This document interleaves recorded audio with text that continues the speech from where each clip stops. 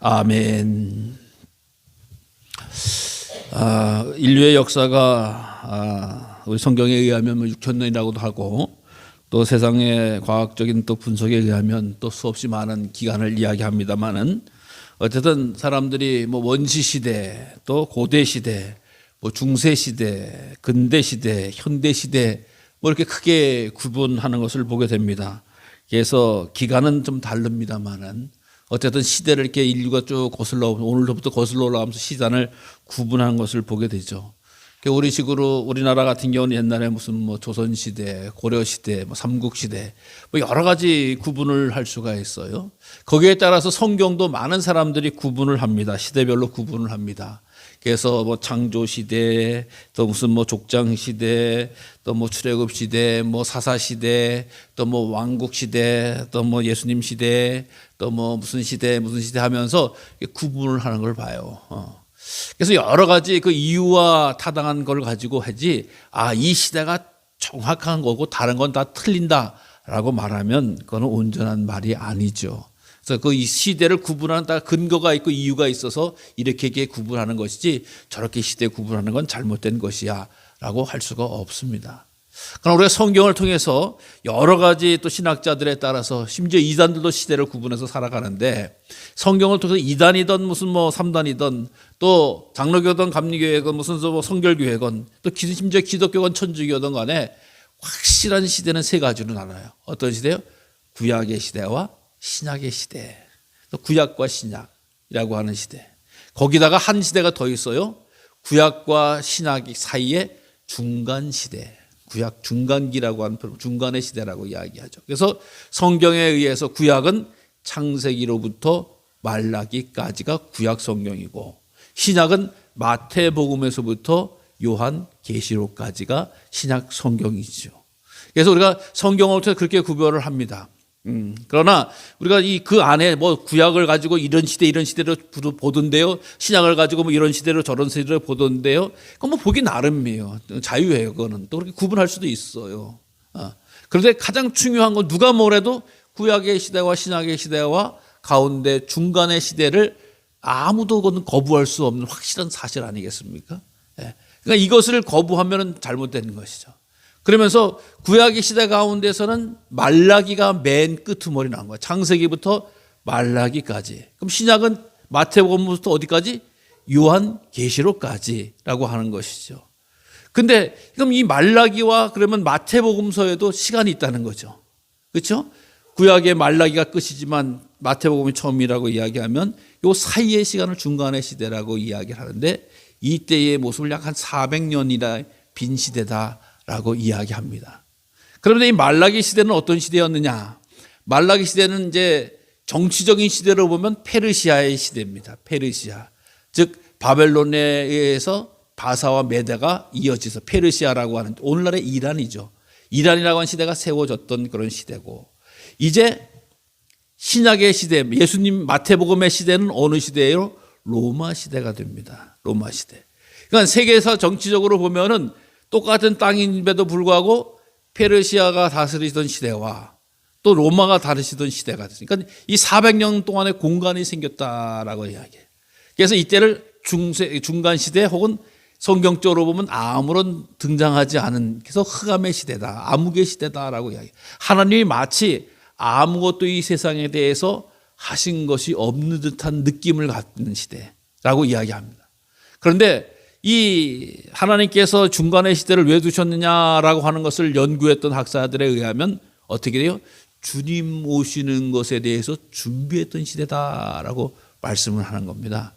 하나님이 그냥 뒷짐지고 가만히 계신 하나님이 아니라 주님 즉 메시아가 이 땅에 오신 길을 주의 길을 예비했던 시대 가운데 그 시대로 보는데 왜 그러냐? 그 시대 로마라고 하는 나라가 들었으면서 어떤 일이 벌어졌어요? 로마라고 하는 시대는 모든 길을 냈던 시대야. 그래서 모든 길은 어디로 통한다? 로마로 통한다. 근데 로마로 통한다라고 하는 말은 이 길이 왜 로마로부터 나 있느냐라고 하는 것을 보면 로마가 자기의 나라를, 자기의 제국을, 자기의 식민지를 지배하기 위해서 길을 닦은 거죠. 그래서 군사도로라고 하는 거죠. 군사도로가 있어 만약에 어느 지역에 소아시아 지역에 혹은 무슨 뭐 고린도 지역에 혹은 뜻은 무슨 뭐 어떤 그리스 지역에 어느 지역에서 반란이 일어났다 독립을 한다라고 하면 군사들을 투입해서 빠른 시간 내에서 진압을 하게끔 되어졌는. 여러분 아시다시피 우리가 알다시피 우리나라도 이 갈등 분단 국가고 또 전쟁 휴전 중인 국가라서 우리가 모르는데 군사도로라고 하는 게 항상 있죠.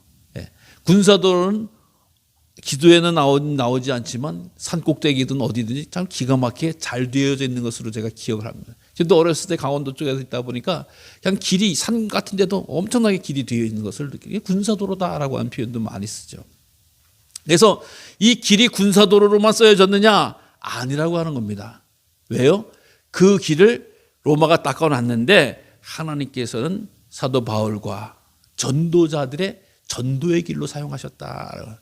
그동안 막혀져 있고 닫혀져 있던 길을 군사도로로 빵빵 뚫어 놓으니까 복음을 들고 나가서 전도하기에 좋게 사용하도록 하나님이 예비해 놓으셨다라고 하는 것이고요. 그 다음에는 언어입니다. 언어. 우리가 구약 성경이 히브리어로 기록되어졌다라고 이야기합니다. 근데 이 400년 동안에 히브리어의 성경을 가지고 사람들이 모여가지고 헬라어로 번역을 합니다. 그러니까 구약 성경이 헬라어로 번역되는 시대가 바로 이 중간기의 시대 때 유대 유수한 학자들이 모여서 번역을 해서 헬라와 구약 성경이 나오는 거예요. 그래서 신약 시대 때에 이 구약의 성경 말씀 가지고 예수님의 또 복음을 가지고 기록되어져.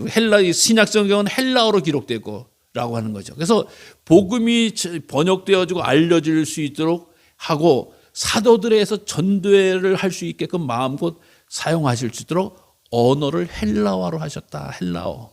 그래서 헬라어를 할 줄 아는 사람은 그 로마 제국 어디든지 가서 말이 통하는 거예요.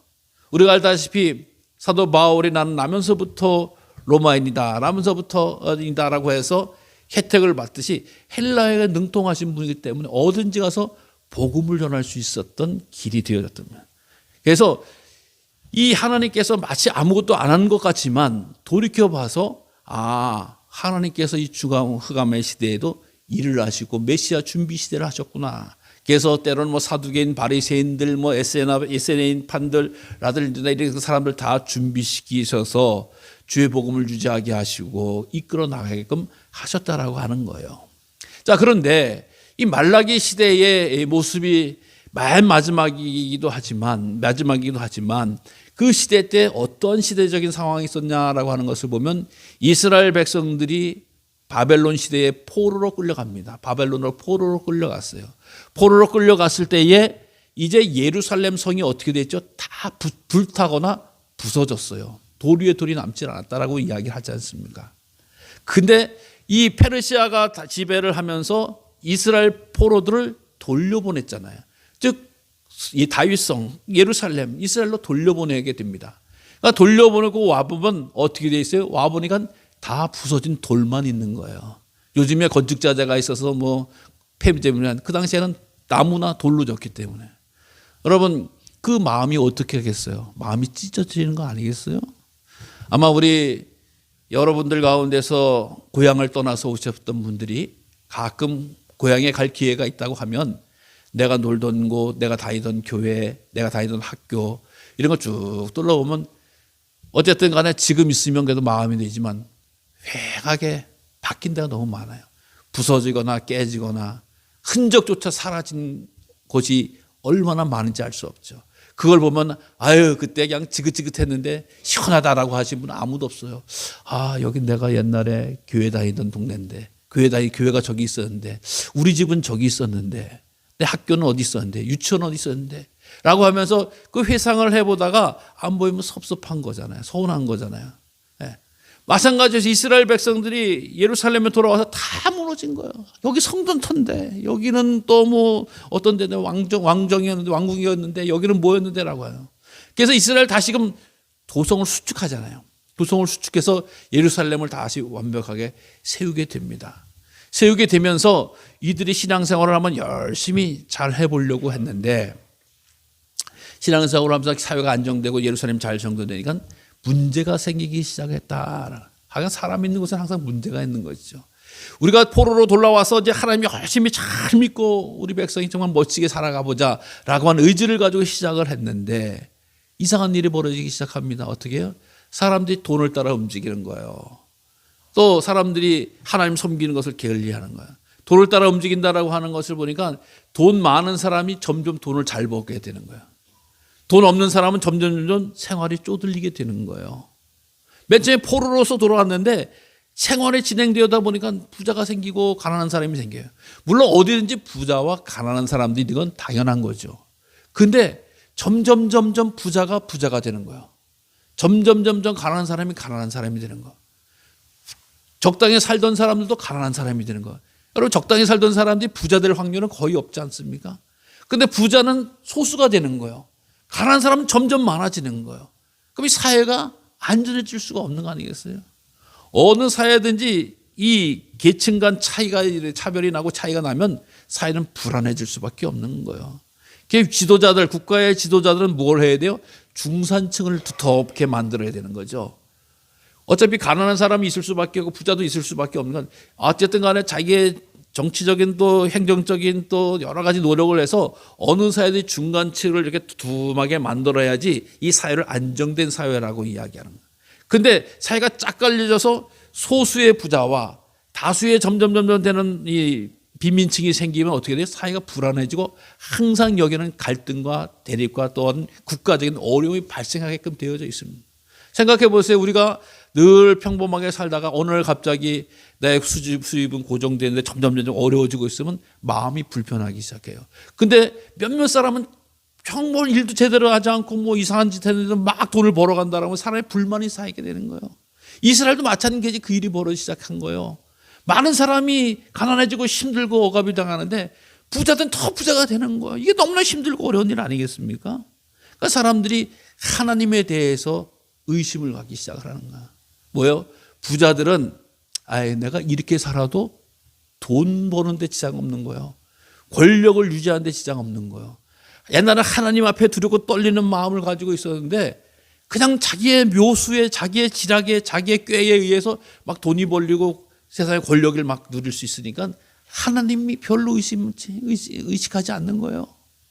또 반대로 가난하고 힘들어진 사람은 내가 그렇게 죽어라고 힘들게 애쓰고 애쓰는데 하나님 내가 왜 이렇습니까? 내가 뭘 잘못했습니까?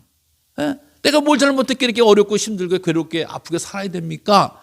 라고 하는 사람이 이스라엘 시대 또 생기게 되어졌다라고 하는 거예요. 이 말라기서의 내용은 그거예요. 그러니까 어느 시대든지 하나님을 향해서 맨 처음에는 복을 주셔서 내가 부자가 됐다라고 이야기하지만 진짜 부자가 점점 되어가고 보니까 하나님 없이 내 노력으로 내 실력으로 내 운빨로 재산이 늘려졌다라고 생각하는 사람들인가. 하나님과 무관한 삶을 살게 되기 시작하는 거야. 남아있는 것은 형식적인 신앙인 거죠. 형식적인 모습을 가지고 있었던 이 시대의 모습입니다. 그러니까 사람들의 마음이 얼마나 불편하고 어려운 그때에 하나님께서 마지막 거의 비슷하게 만군의 여호와가 말하는 내가 사자를 보낸다. 내가 사자를.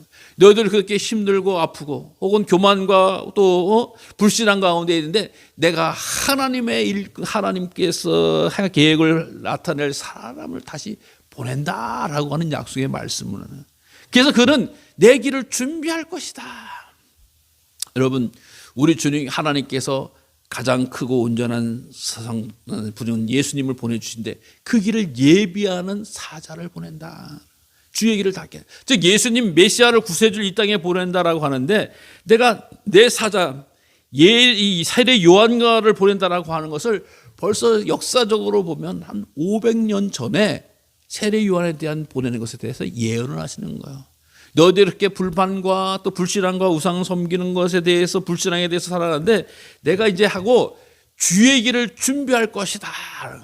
주의 길을 준비할 거야. 이 주라고 하는 표현이 구약에서는 아도나이라고 하는 표현을 일반적으로 씁니다. 즉 하나님이라고 하는 표현을 쓰는데 여기는 통치자라고 하는 거야. 다스리시는 분이야. 아도라고 하는 아돈이라고 하는 말을 썼습니다. 그러니까 일반적인 하나님이 아니라 완전히 이 세상을 다스리고 주장하는 만왕의 왕을 보낼 것이다. 근데 그가 갑자기 온다. 바로 누가 구하는 말 주가 갑자기 그 성전에 임하신다.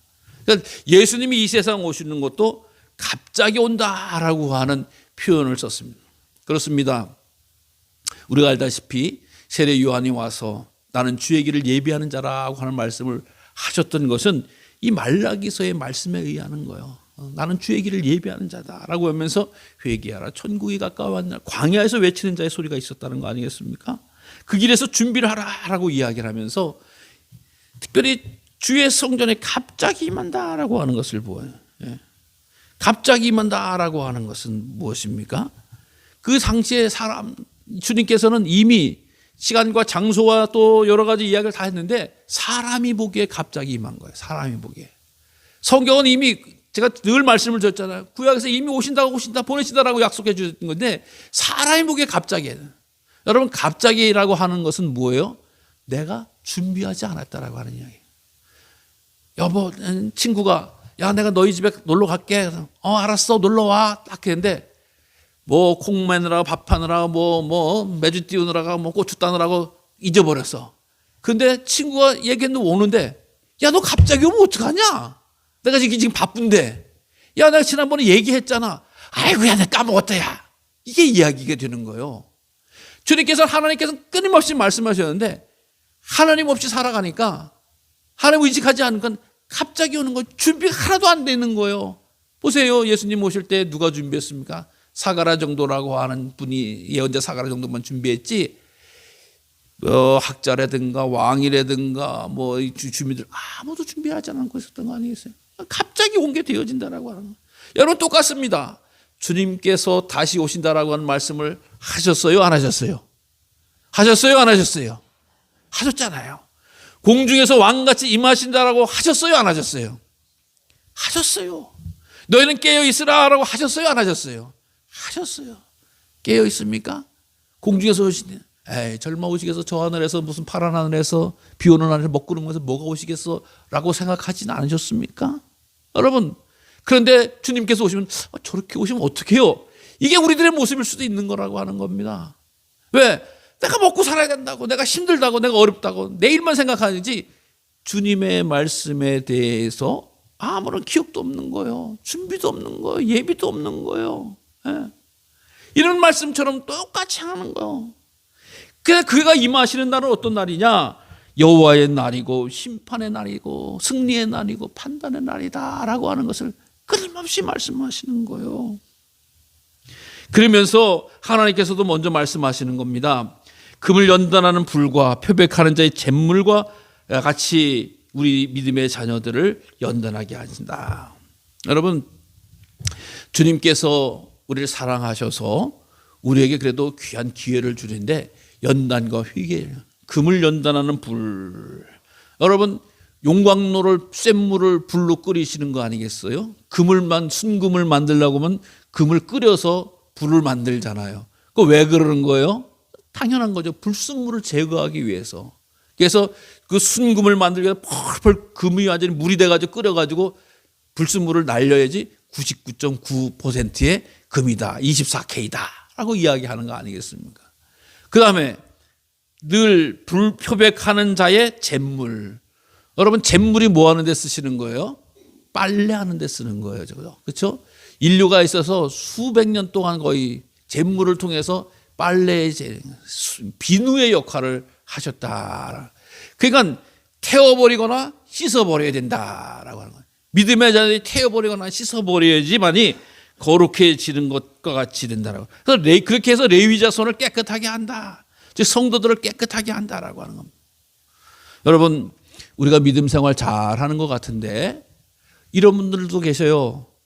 나는 믿음 생활 잘하는데 하나님은 아무것도 안 하시는 것 같이 생각하는 사람들이 있어요. 때로는 하나님 저는요 새벽 기도도 가고요 뭐 금요 기도에도 가고요 속회도 드리고요 뭐 무슨 봉사도 하고요 헌신도 하고요 난 또 뭐 11조도 하고요 뭐 감사헌금도 선교 예물도 하고요 무슨 뭐 특별 예물도 하는데 하나님은 별로 아무것도 안 하시네요.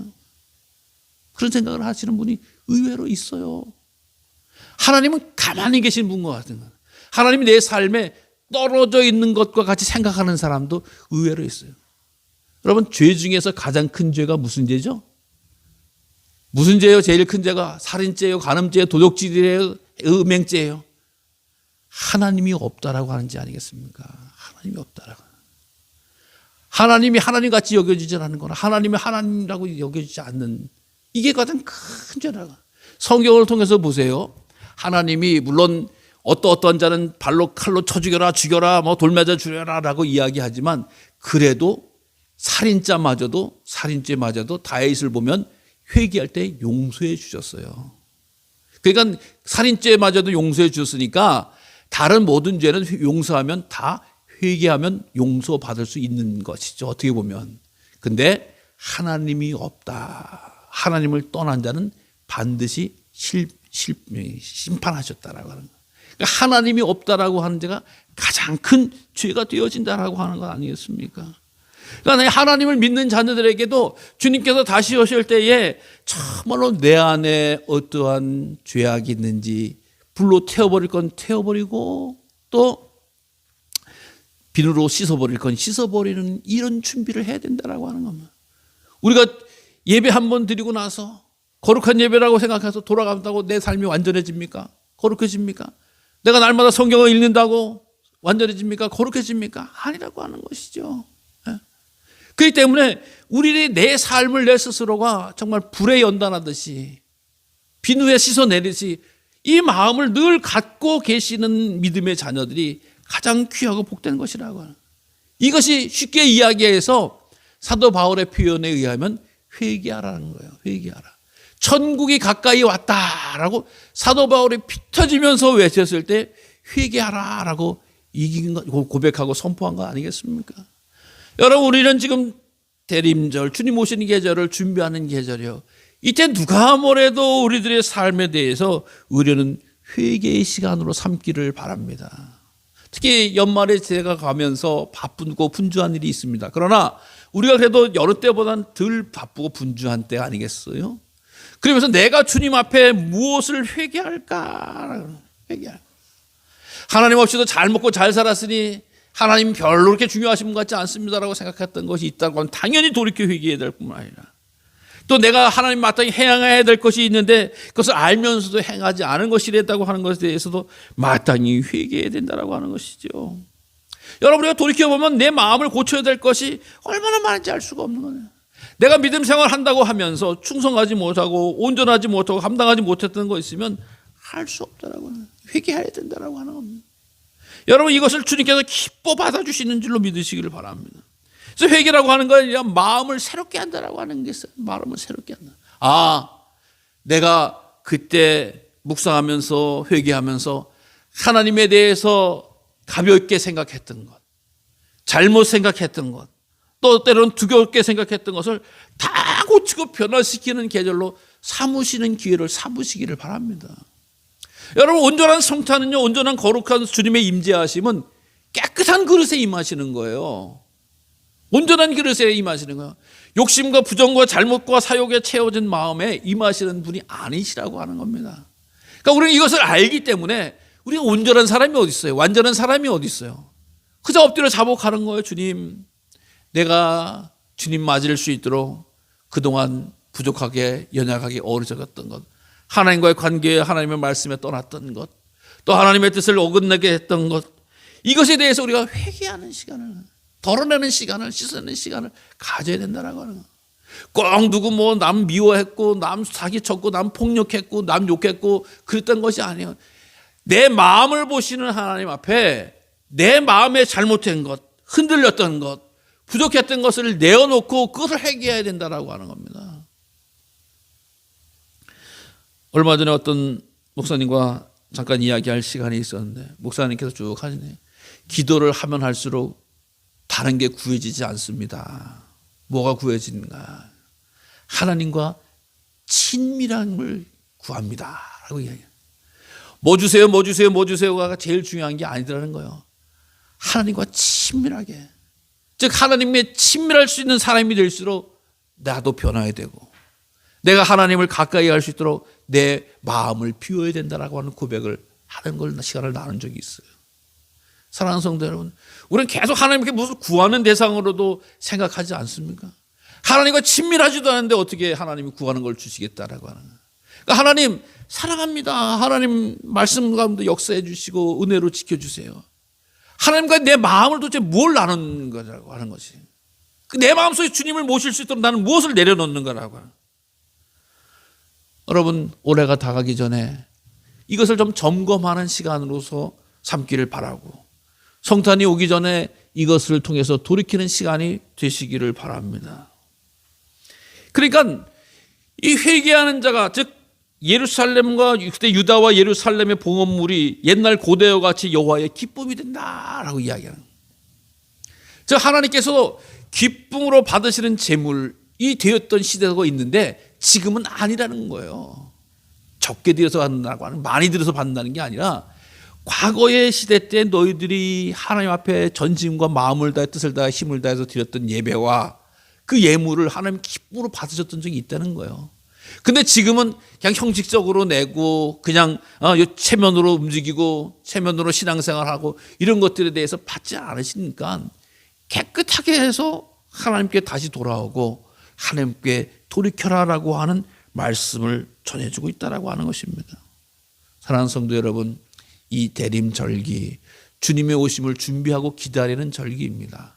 기다리고 준비한다라고 하는 것은 다른 게 아니죠. 우리가 무슨 정말 이렇게 트리도 준비하고 했지만 사실 이것이 어떤 겉으로 드러나는 거 별거 아니지 않았습니까? 어떤 이제 요즘 추세는 교회에서 무슨 이렇게 트리 이렇게 하냐라고까지도 이야기하시는 분들도 계세요, 사실. 마음이 준비되지 않으면, 중심이 준비되지 않으면 이것이 위선으로 보칠 수밖에 없다라고 하는 것이지요. 그런데 이 절기에 전심으로 마음을 돌이켜서 정말로 불과 같은 마음속에 내 마음을 태울 것이 있으면 태우시고 씻을 것이 있으면 씻으셔서 주님 임하시고 주님 오시는 게 중요한 것이지 우리가 그 어떤 것이 더 필요하느냐라고. 주님과 사귀고 주님과 친밀하고 주님을 내 안에 모시는 것, 주님과 동행하는 것이 제일 중요한 것이지 그것 떠난 것을 가지고 어떤 것으로서 누구를 숨길 수 있겠냐는 거야. 사람은 속일 수 있어요. 그러나 우리 하나님은 속일 수 없지 않습니까? 사람은 돌아서면 모를 수도 있어. 그러나 하나님은 다 아시는 하나님 아십니까?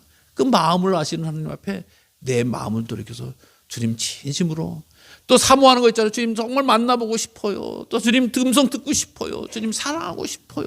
라고 하는 마음을 계속 아뢰고 기도하면서 구하는 이 절기가 되면은 우리가 이 세상을 살아가는 모습은 다 다양하지만 거룩하신 주님의 자녀로 세움을 받고 쓰임을 받는다는 사실을 늘 기억하시면서 이 절기에 주님께서 보내시는 아름다운 사자의 말씀을 듣고 깨어서 준비하는 우리 모두가 되어져서 온전하고 선한 백성으로 쓰임받는 복된 성도의 삶이 되시기를 간절히 주님의 이름으로 축원합니다.